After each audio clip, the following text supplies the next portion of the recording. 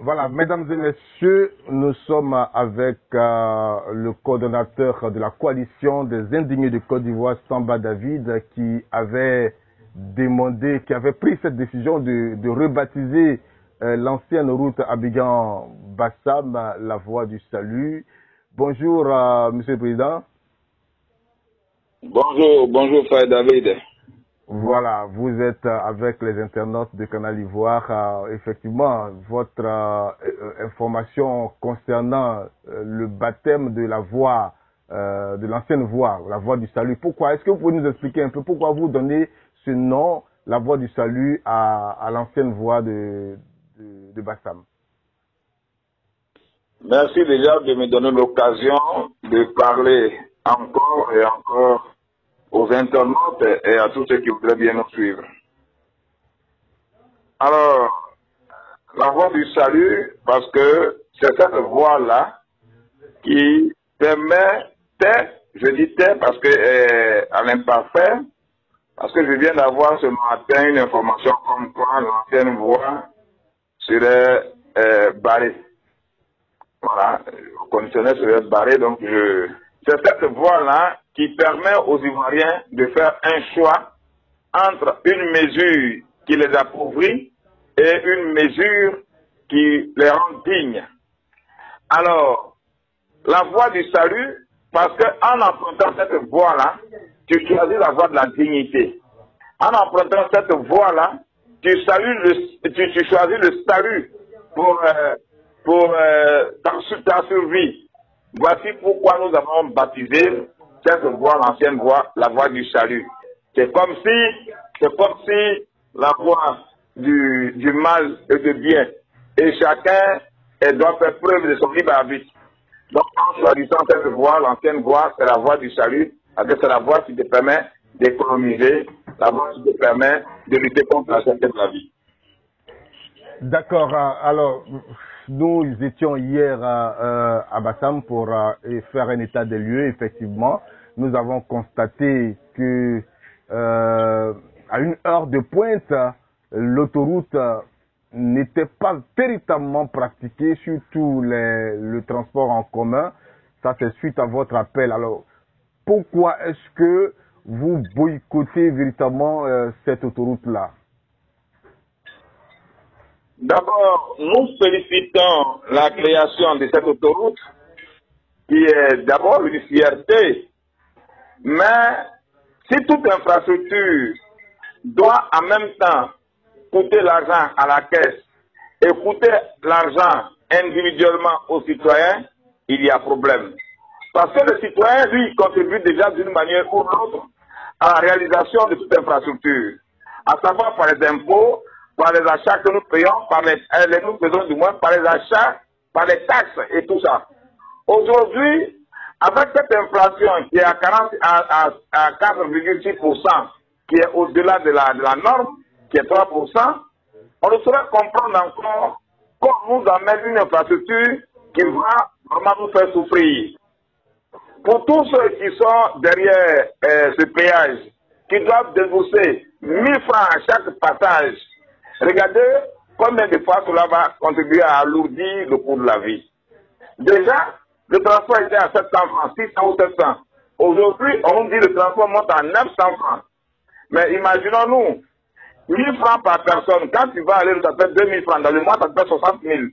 Le SMIC est à 60 000. Alors, quelqu'un qui est vigile, qui est payé à 60 000, qui travaille qui travaille à Abidjan et qui habite à Bassam ou Bourgoin, qu'est-ce qu'il fait? Voici pourquoi nous appelons au boycott, pour que les Ivoiriens puissent au moins un jour prendre la décision de dire non à ce qui ne l'arrange pas. Et heureusement, je félicite les guerriers du péage de Bassam, puisque vous constatez avec moi que ce pont-là, ce péage, n'est vraiment pas pratiqué. Donc c'est un succès que nous encourageons pour les communes. Mais il y a quand même, vous allez voir peut-être sur les images, qu'il y a quand même des voitures qui passent. On a vu un grumier, quand même des véhicules qui passent. Est-ce que vous n'avez pas l'impression que votre mot d'ordre à un moment donné risque de ne pas faire son effet? Déjà, si déjà les mesures sont en train d'être prises, déjà il faut dire que hier j'ai été appelé par certaines autorités qui me demandent de lever le mot d'ordre, qui me demandent que ce n'était pas nécessaire de le faire parce qu'il fallait rentrer dans les fonds, parce que c'est l'argent qui a été investi pour rentrer dans les fonds. Mais je vais prendre un peu le raisonnement de mon cher frère que j'aime tant bien lire, Bonnet, Jean Bonnet, qui a fait une démonstration mathématique très simple. À cette allure-là, c'est-à-dire si on a seulement 16 000 véhicules qui passent, en 2 jours, on aura fini de rembourser déjà les 23 milliards. En 2 jours, on aura remboursé les 23 milliards. Or, l'amortissement d'un tel investissement est sur une longue période. Mais c'est vrai, il y a aussi l'entretien. Oui, mais si le coût déjà, les 23 milliards en 2 mois, si ça reste à 1000 francs, c'est-à-dire en 2 mois, on aura déjà soldé les 23 milliards. Actuellement avec un ratio de 16 000 voitures jour.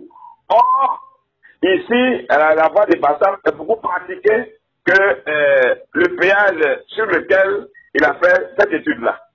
C'est le péage qui est sur la route sur la grande voie, sur l'autoroute. Donc, pour dire quoi? Pour dire, il faut permettre à la population de souffler un peu.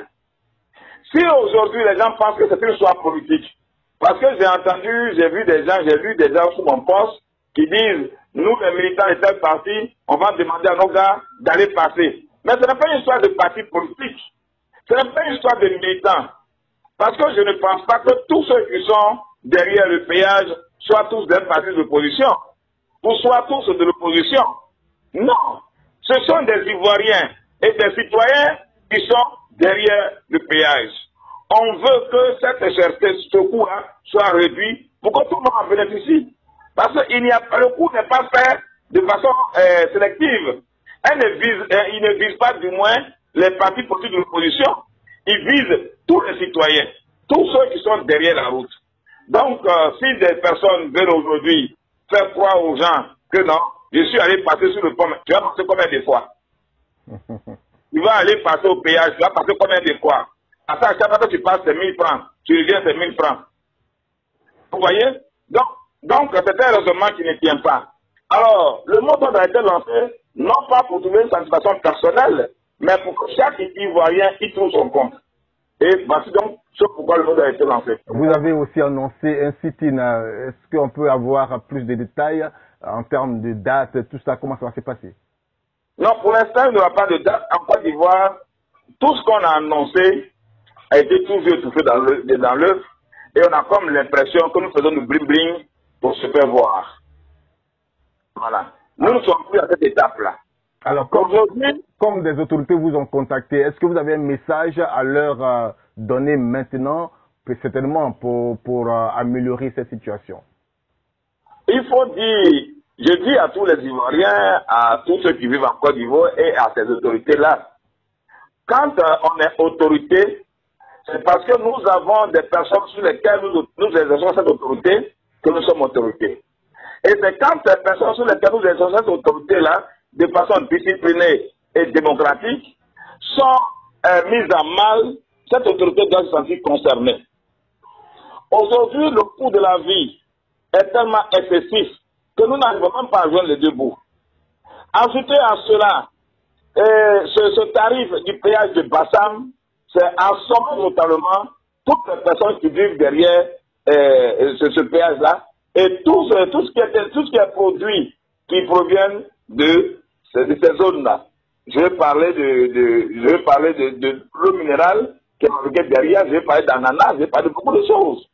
Donc, il faut que ces autorités comprennent que nous ne sommes pas contre l'infrastructure péage, parce que nous qui avons fait le Ghana et d'autres pays, la Tunisie et autres, on a vu qu'il y avait des péages aussi. Mais le coût est réduit, parce que c'est sur un long terme qu'on arrive à amortir ce qu'on a investi. Le ministre a dit que les coûts en Côte d'Ivoire sont vraiment bas.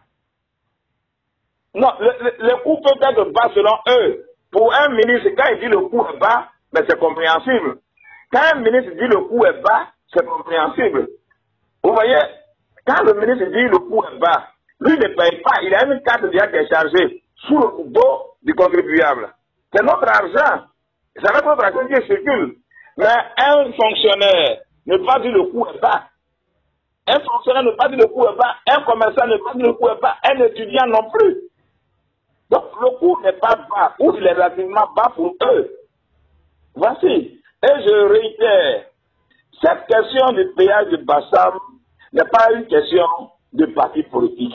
Il faut que les gens sortent de ce débat-là.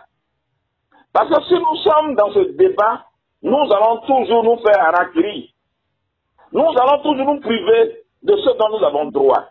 C'est de ça qu'il s'agit.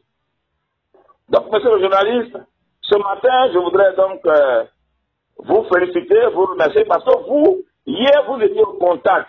Hier, vous étiez au péage. Et je crois bien que vous avez même demandé des statistiques journalières à l'administration sur place. Tout à fait. Voilà. Elle vous a refusé les données pour voir combien de voitures pratiquent ce péage. D'où la nécessité de comprendre que cette voie n'est pas pratiquée. Sinon, ce péage de Bassam, qui est un péage non pas pour soulager la souffrance des Ivoiriens.